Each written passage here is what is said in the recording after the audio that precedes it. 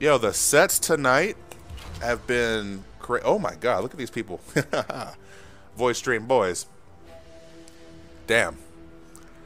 Wake up nut punch. I have never ever would have thought that would be the move he'd make there. But the one move you wouldn't expect him to make is the one that sealed the deal for him. Good games, Neptune. Man, get wrecked.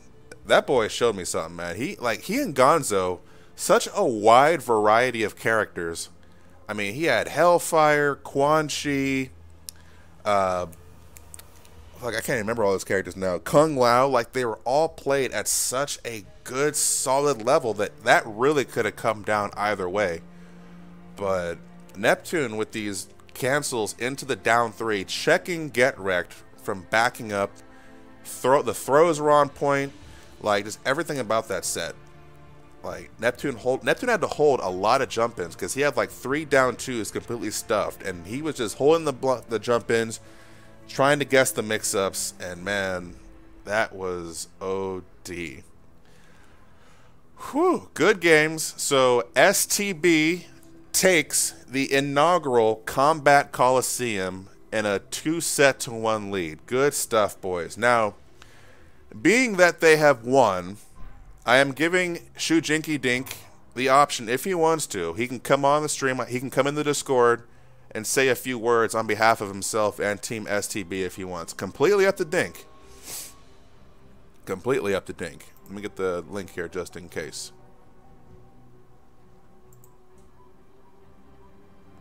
Damn, that was a set.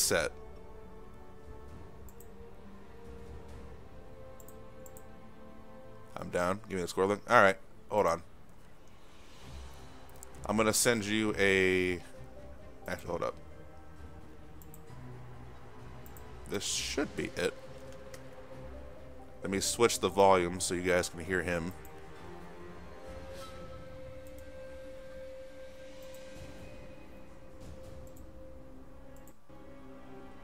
Alright, let me... Am I in there like somewhere? Yeah, hold up. Let me refresh something real quick. Alright, go ahead and try to say something. Hello? Can you guys hear Dink okay? Let me make sure they can hear you. Am I here? Are you here? I think I'm here. Let me see. Tiger's cough. Waiting on confirmation from the chat to see if they can hear. And yes, Silver Show, these are going on YouTube. Barely hear them? Alright, hold on. Let me go to my Discord. I'll see if I can turn the volume up on you real quick.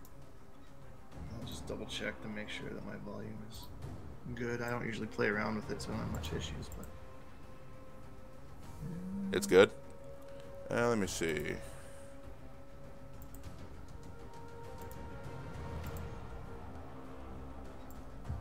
Alright, how about now? Can you guys hear him okay? How about now? Can you hear me okay now? Remember those old commercials? Be like, can you hear me now? Yeah, I know, right? That's what I feel like. Let me crank the volume up a little bit more. Alright, they can hear you now. Okay, that's good. All right, so before you get your parting words here, I'm gonna take this back because you've been in the chat the whole night. So let's go back to like the first set when it was Anbu Speed Force versus Desda. What was going through your mind when you were watching Desda play? I felt that both players missed a few punishes, but Shinnok and Desda put together are just like not something I want to meet in a dark alley. So some of his conversions, I was like, oh my god, that's crazy. And then who did he play again? Speed Force, right? Yeah, he played Speed Force.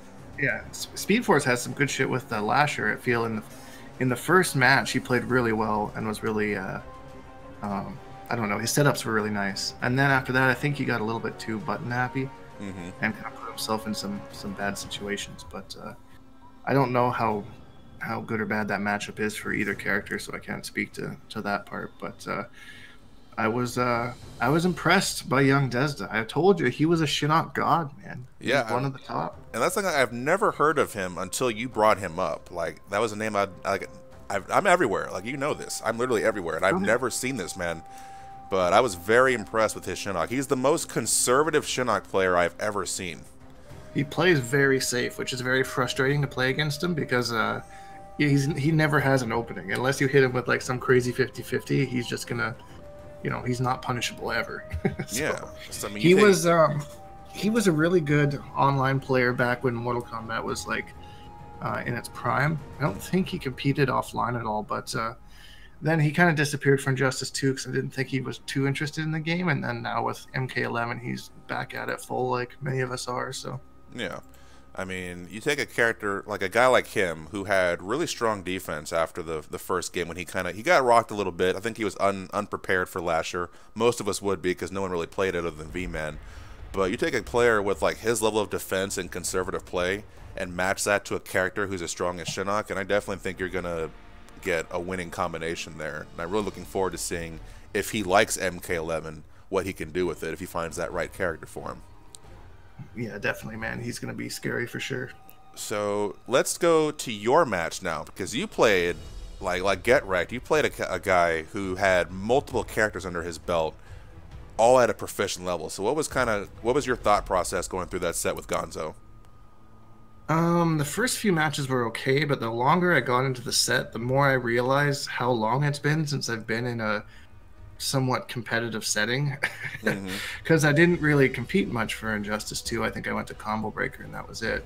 Yeah. And I haven't done a tournament since. So like I kind of started getting nervous at the end, and I was like, wow, I haven't felt this in like a long time. And I started dropping some stuff that I don't usually drop. And then but Gonzo stayed, he was in the zone. There's very few times that he messed up. He definitely took advantage of my mistakes and fought Crystalline Tremor.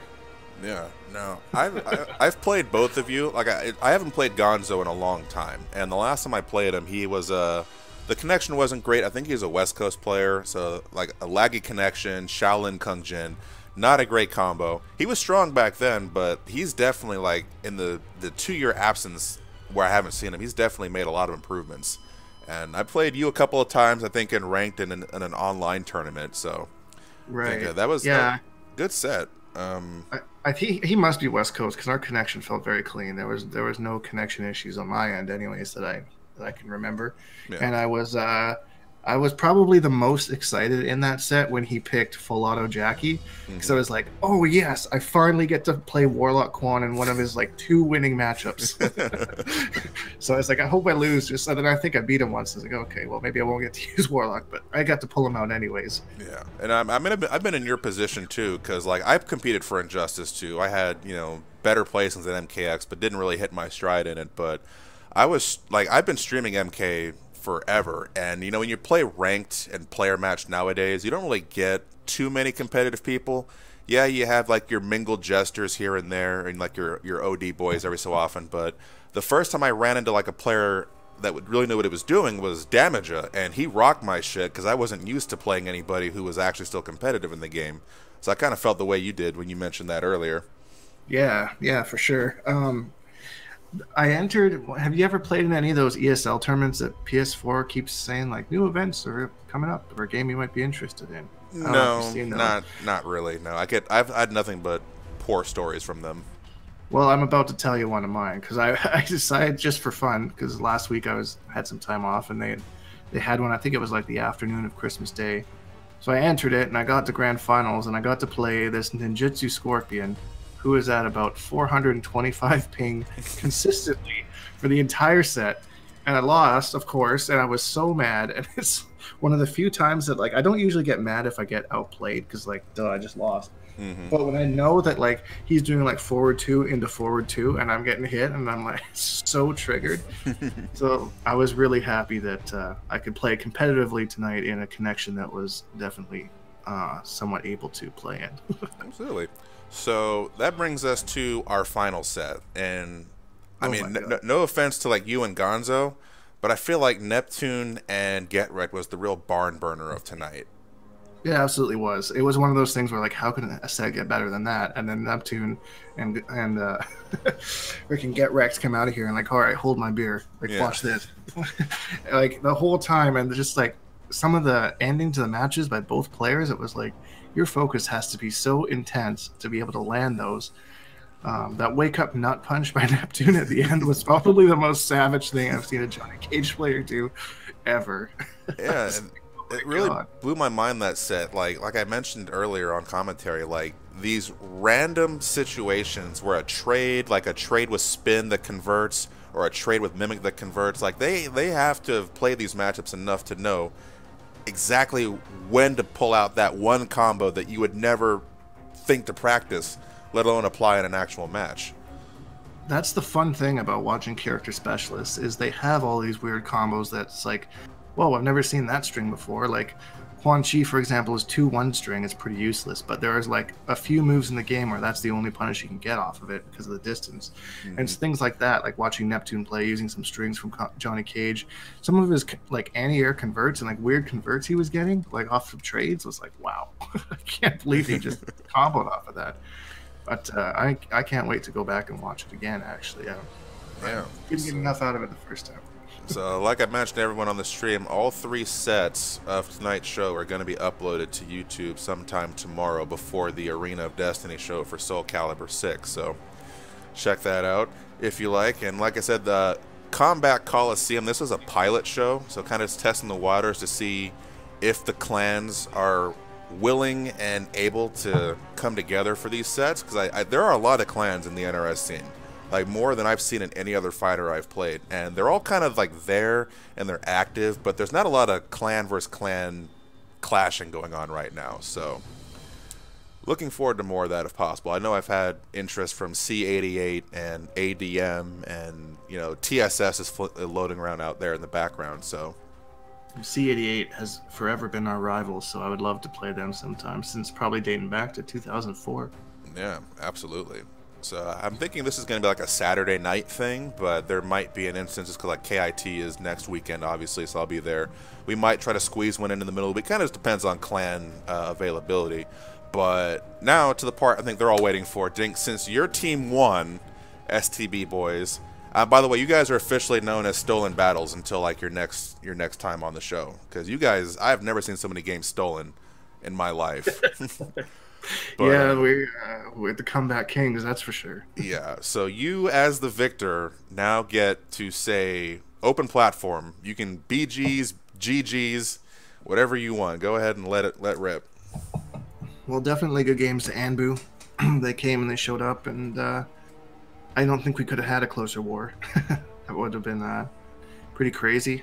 Desda just was sponsored by RLN, so hopefully we'll see him at some tournaments in 2019. I know he's going hard in on Mortal Kombat 11. Sweet Neptune seems to like to stay in his house. He doesn't like to travel much. I think he's been to a couple tournaments for MK, and that was about it. So hopefully he comes out a little bit more, because he could be a threat for sure.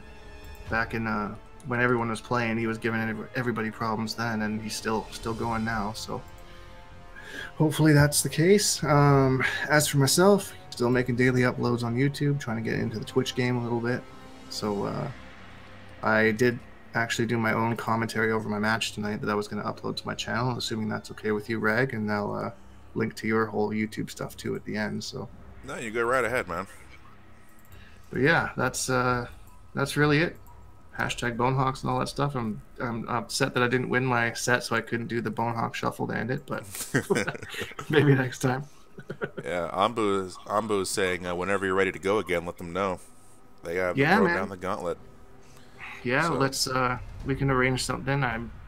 STB hasn't been super active on really much lately, because we're just kind of all waiting for Mortal Kombat 11. So as far as like a big battle goes, I'm not sure how I would get that. Basically, this is like the core of our MKX players that still play. That's why I chose the 3 that I did. Yeah. Well, you know, the floor is always open for a run back later on, because the whole thing, like, we're always keeping track of kind of who wins and who loses. We're kind of keeping that so we can keep the matchups somewhat fresh. But we can definitely revisit the Ambu STB run back later on. See if, you know, if they happen to win that one, you know, no offense to y'all. If they happen to win that, you know, that just kind of sets up a good rubber match for you two later on. But yeah, definitely. Like, I was in the STB chat while we were playing, and there was a bunch of people that were like, hey, I didn't know we were doing this. I'll play, blah, blah, like Ty Boy and Reed and stuff like that. So I was like, oh, well, we have more players than I thought. So it'd be cool to do a run back with 3 different Anbu players and 3 different STBs. And then I could maybe commentate with you. Yeah.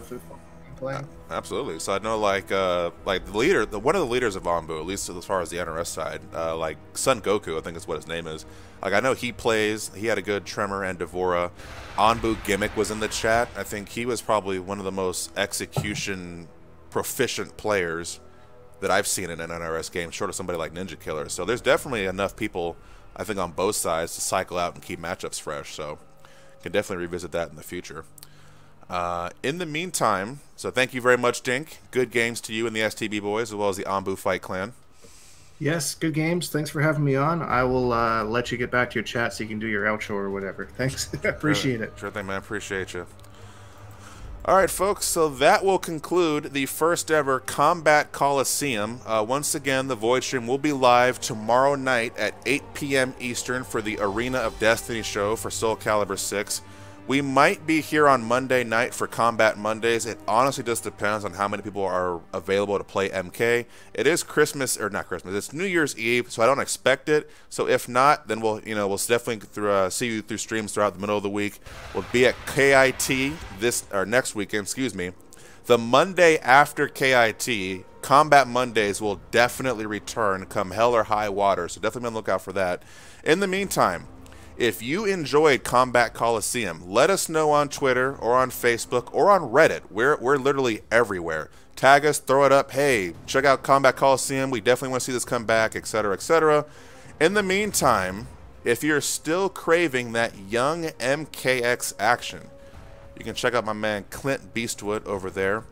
Appreciate everybody for following. The 3 people who resubscribed to the channel, very much appreciate it. And we'll see you tomorrow night, 8 p.m. Eastern, Arena of Destiny. Take care, guys. We'll see you soon.